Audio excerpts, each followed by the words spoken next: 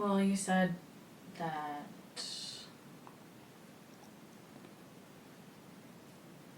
Hussein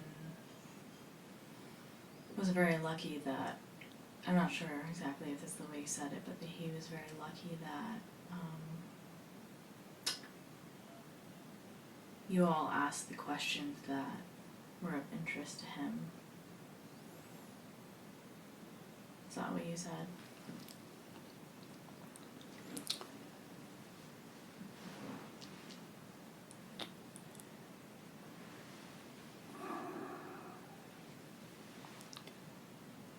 Hussein made us interested in the things that he himself was interested. Once he injected his own interests into us, then our questions, our curiosities, our passions were all related to his own interests. That's why he enjoyed our company.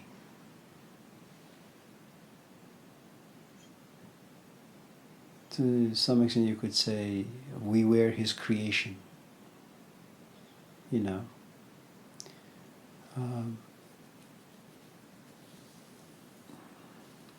You're a mother. You would never imagine 1,000 years that you take ice cream off of the hands of someone else and put in your mouth. But now you have a child. They touch everything, lick everything, and they say, I'm finished, and you eat the rest yourself. It's your creation. And because Hussein was very honest, and because he was very sincere, and that's the trick. What you create is also uncontaminated. None of us had any intentions that were negative. None of us talked about when Hussein dies, who's going to take over. None of us were ambitious in that way.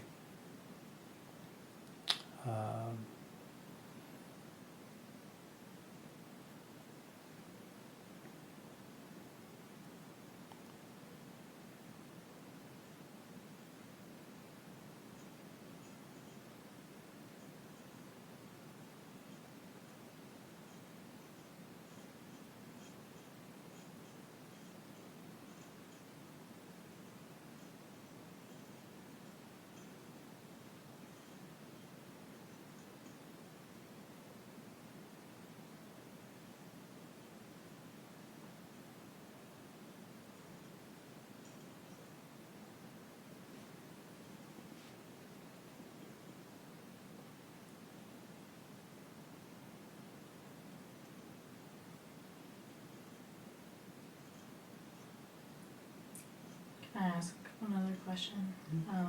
Well, Jackie's not asking anything, so yeah. I'll take all my questions.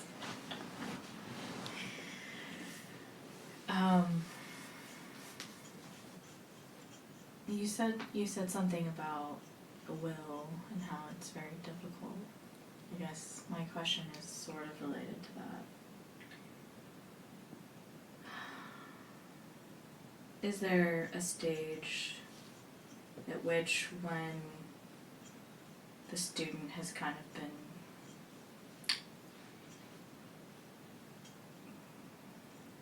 like fully injected by the passions of the teacher, that the student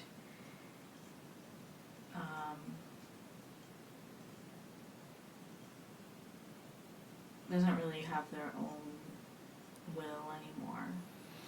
And are there stages to that, kind of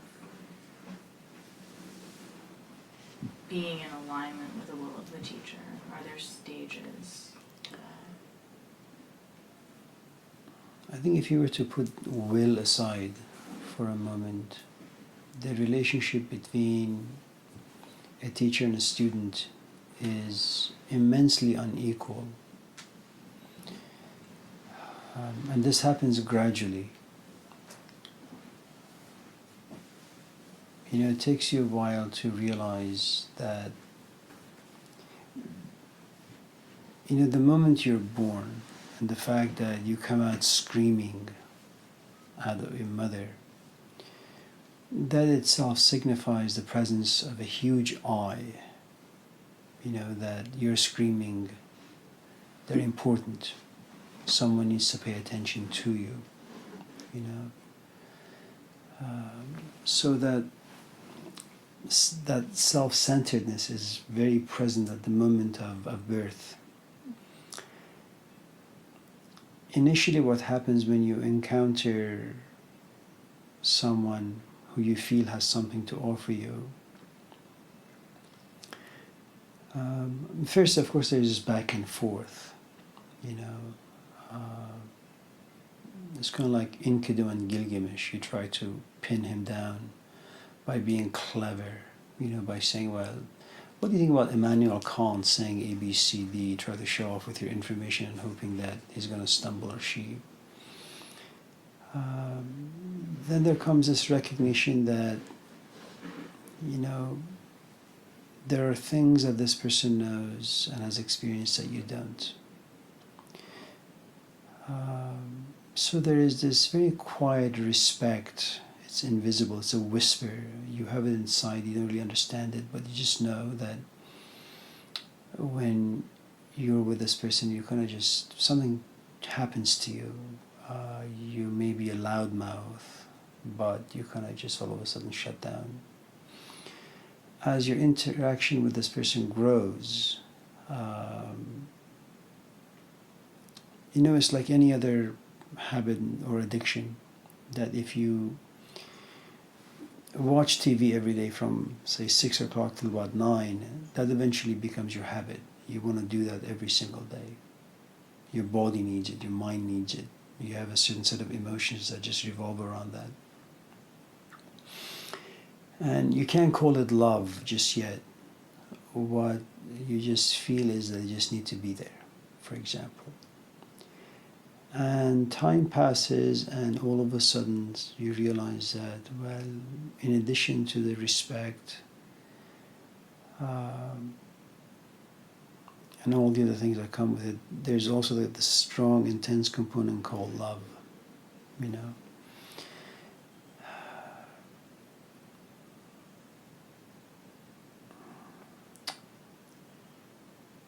And in love, what happens is your monogamy, your journey into monogamy just begins. No one can replace this person, and you have no idea why.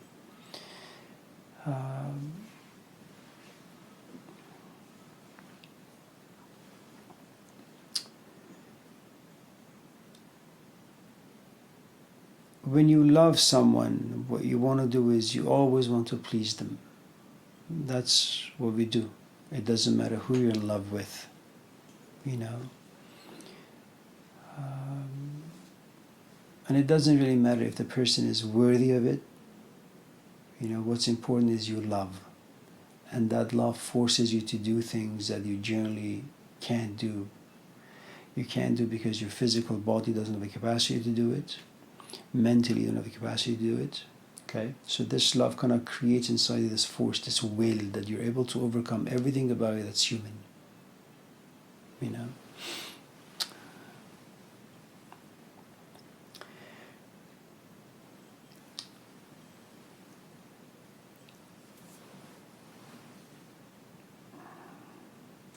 As long as your relationship with the person you're working with remains as such, you don't need to do much.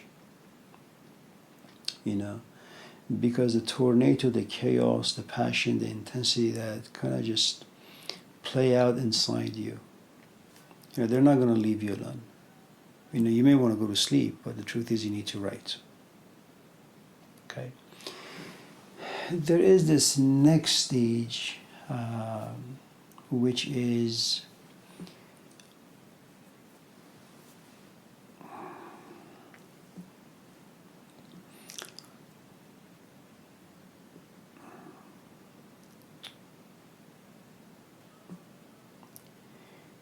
the love or the passion is not as intense anymore.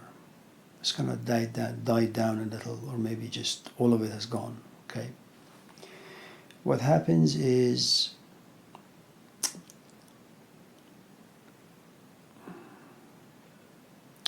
and it's a place of autonomy. For the first time, you have been given this freedom and you have to exercise it, but the only way it can be exercised is through will, and the way it happens is this, I think. This is the second mind, the mind that's reflective, that's autonomous, that's creative, that can see and observe things like the eye of Horus, the all-seeing eye. So you see something. In seeing, you can also see the future.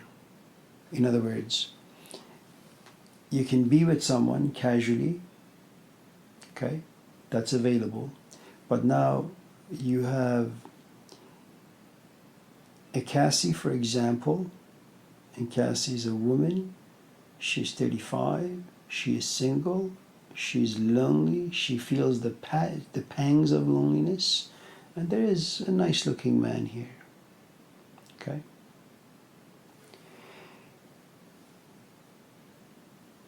And this first mind says, Cassie, there's nothing wrong, just have a good time with this man. Then there is a second Cassie, the second mind that looks, observes, pays attention, but also has access to the future. That, yes, you could have intimacy, it's not going to have much meaning. It's empty, it's hollow. After this, you're going to repent, you're going to regret, you're going to be sad, you're going to hate yourself. Now, the first mind and the second mind, they're both very, very intense. Something about you now needs to stand outside of both and make a decision.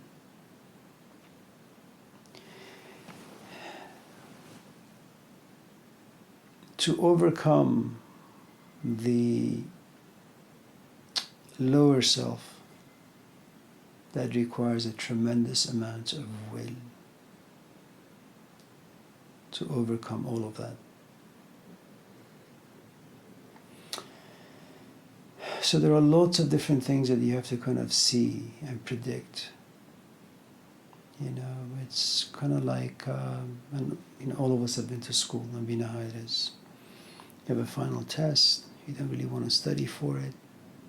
You want to go watch a good movie with your friends or spend some time with your companion. But something about you says the semester is ending.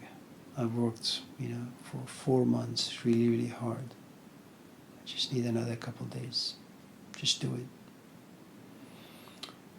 And you just kind of shut yourself in your room and you go about your business. You spend 2 days, take the test, you pass it with a C or a B or an A, and then you're free.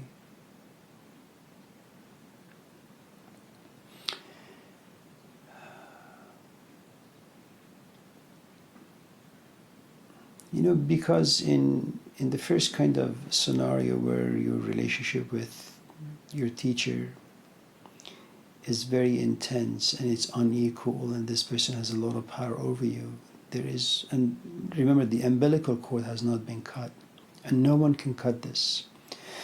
It really has to come naturally.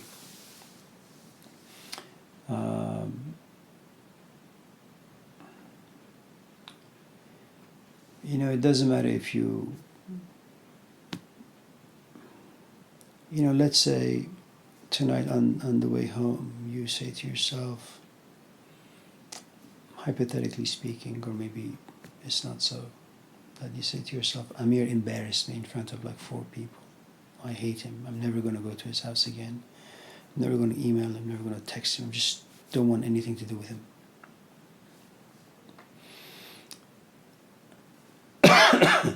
You can have all these like emotional reactions to this, and you can walk away because the umbilical cord, and because first of all you and I have had a relationship for 20 years, and now you want to walk away because of some ridiculous issue, because this umbilical cord has not been cut the right way. It may take you 2 years, it may take you 5 years. Eventually you're going to knock on this door. It's impossible for you not to do so. Okay? Once the umbilical cord is cut in a natural way, that is, you've come to realize that, Amir really doesn't have much to offer, never did. I have no idea why I was interested in the first place. And now you begin to have your own thoughts. You begin to have your own reflections about this and that, your own insights. You'll come back, you'll give this a couple more shots only to realize that, you can't turn away from your own intuition, which is, you're done with this place. There is no longer this love, and there is no longer the fear and the respect that love demands. So it's really a very, very difficult path after the umbilical cord gets cut. Because from that point on, you have to generate everything. You're not going to read very many books. You have to write them yourself. You're not going to go places and listen to lectures. You have to give them yourself because you understand the anatomy of all of these.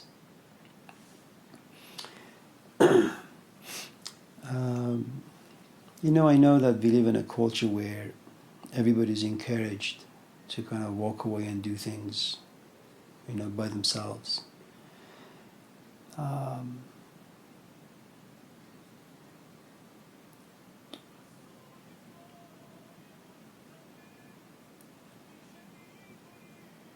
But you really, really to walk away and do things your own way, you need just so many resources within.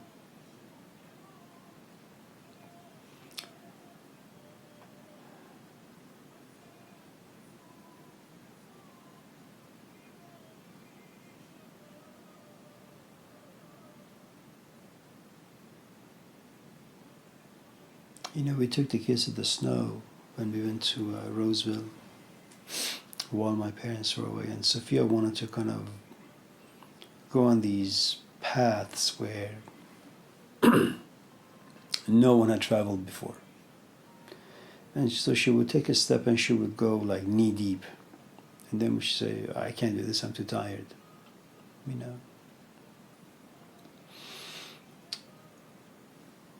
I think if you've been on the snow plenty of times, you say to yourself at the age of 25, I'm going to go to a place that no one has gone before. And this is my gear. And I know it's going to be tough. And you just ready yourself. And you ready yourself because you've placed your feet in other people's shoes for a long, long time. And you realize you're mature enough to create your own footsteps now.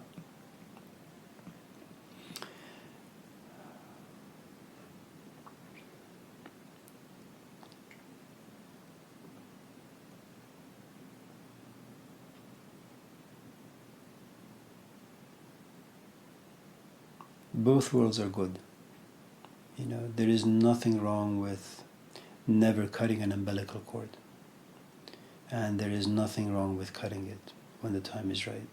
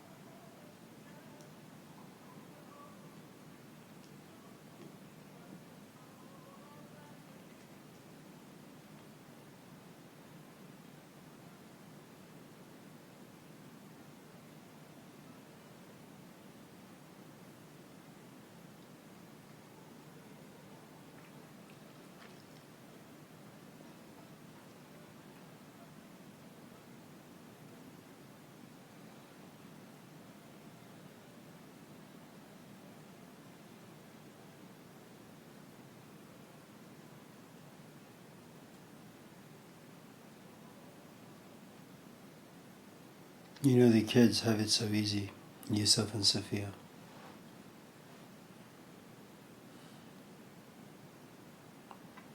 They don't need to know how to cook, how to clean. They have no payments. Everything for them is being taken care of. There's going to come a point where they want to leave. You know, they want to be independent. They think it's fun. And then little by little they realize that their backs get bent, their knees get broken. Getting a job, making payments, and at the end of the month they have nothing. You know. That's what it is. You know.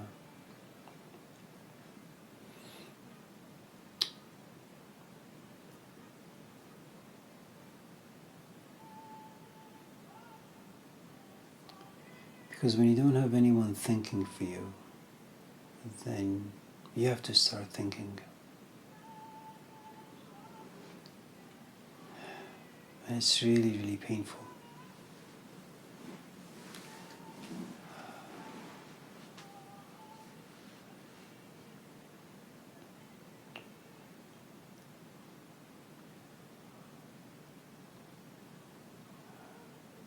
Not painful because you understand anything great.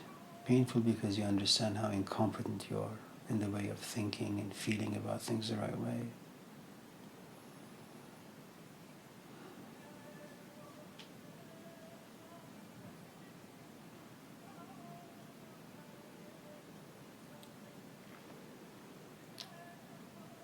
And in some ways, Irina is very lucky. You know, she has a place to go every day.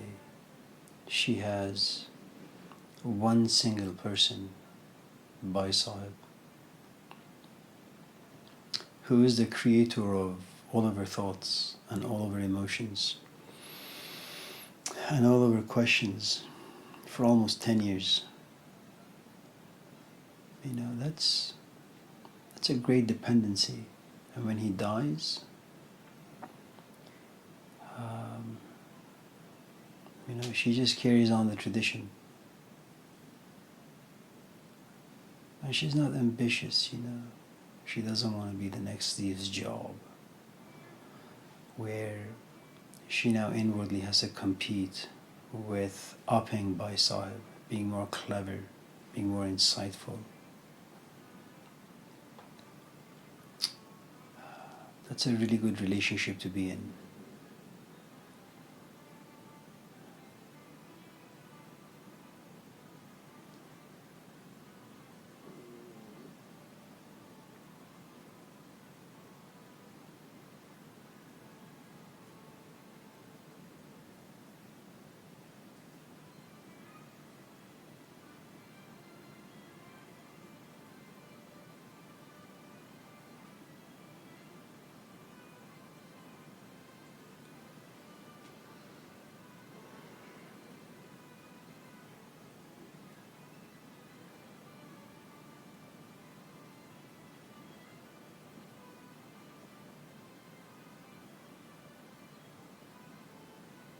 Can I ask one more thing? Sure. Jackie, anything? Before? Yes, please.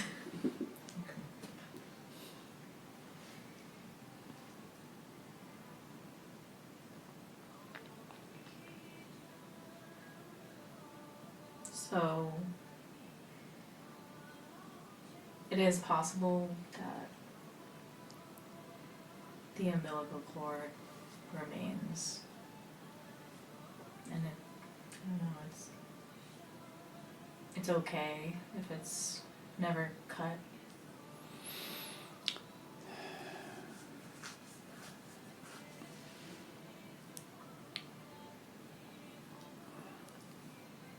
You know, there are a couple of ways you can look at this.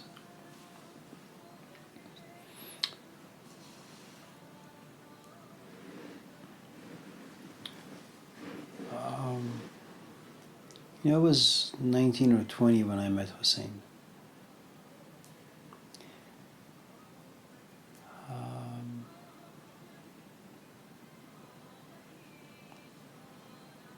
And he was a source of my nourishment for,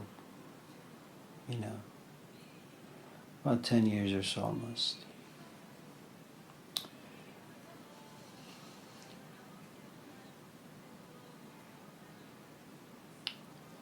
In some ways, you could say because he injected his passion inside me, that passion becomes an umbilical cord that can never be cut.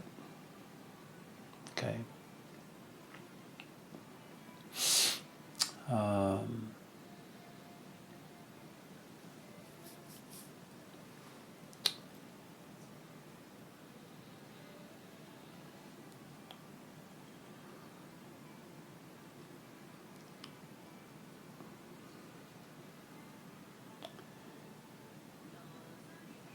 The other way you can look at this is if my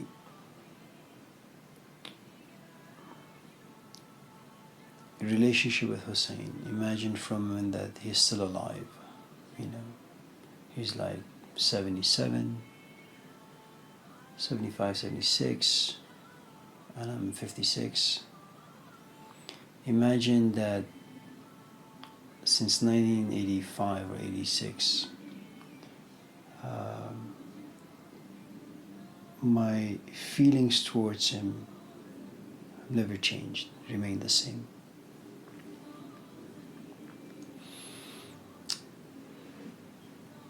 It may be that my family would harass me, saying that, Amir, you're, almost a century old. Don't you want to like have your own life, have your own thoughts about things? Do you really want to depend on Hussein?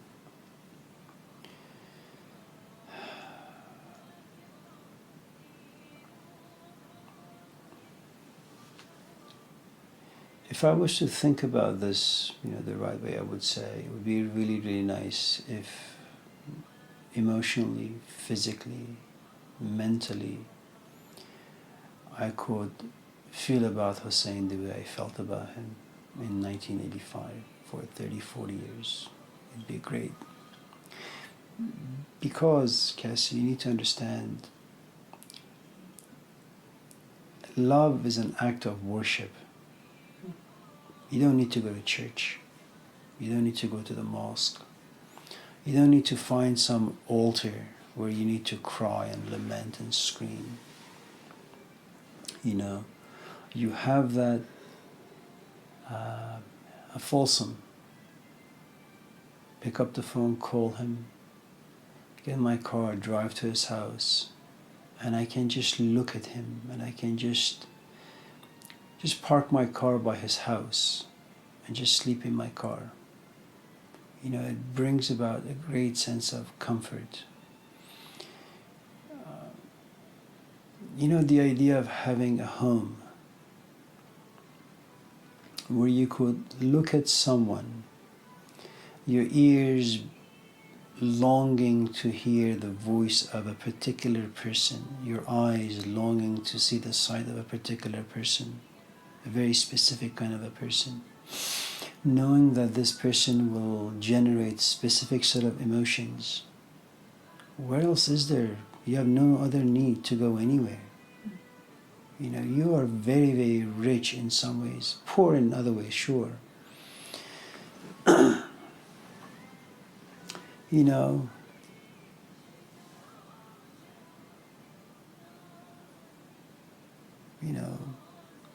Now you have to kind of go through all these books to see if there is one that's worth reading. You have to date all these people to see if anyone is worth dating. You have to go to all these workshops, all these lectures to see if anyone is worth listening to. Why the heck would anyone desire to cut an umbilical cord that nourishes you? And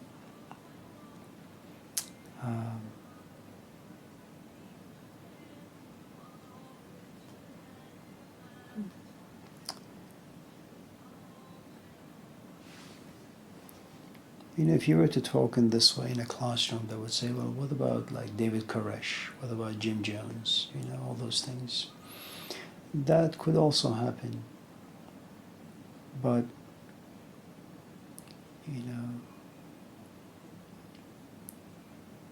Hussein gives you a world where you're overflowing with intensity and experience. Talking about David Koresh as you being outside, being an observer. And being an observer, you're always going to be missing the most important component, which is emotions.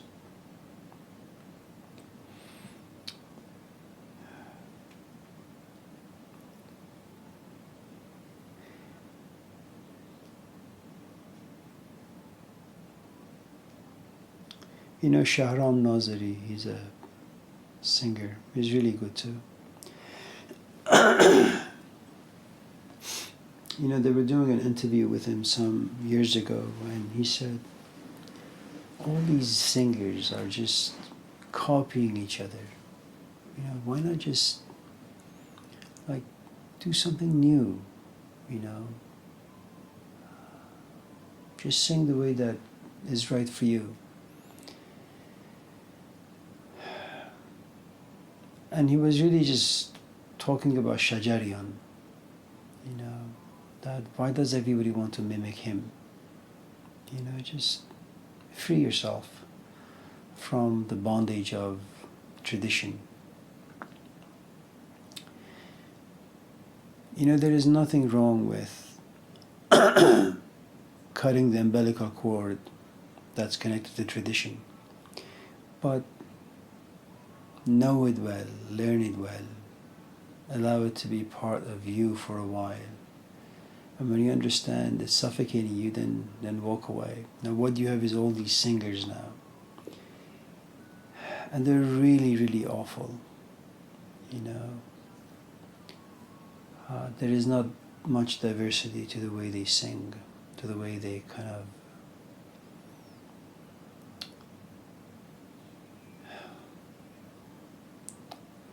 So, if it's time for you to cut the umbilical cord, it'll be cut. You don't need to worry about that.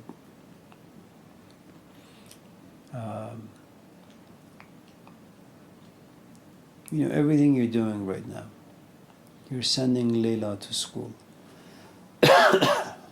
You're teaching her language. You've already taught her how to potty by herself. How to eat on her own. There's going to come a time where she won't need you anymore. You're setting everything up for her independence to be coming very soon.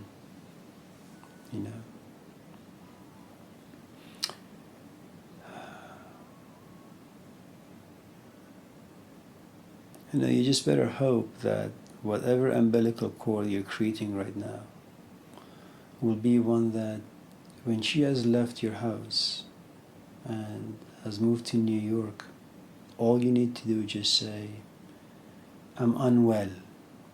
She'll be on the plane and she'll be here in a few hours. If you have not created that umbilical cord, you're in trouble. Because all of your energy right now is going to waste.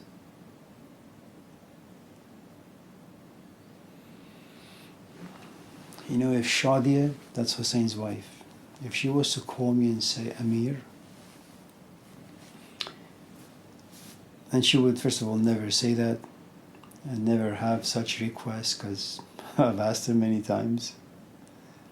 If she was to call and say, I need 2 classes, I wouldn't have a problem giving up my own classes for her. And that's a nice umbilical cord to have.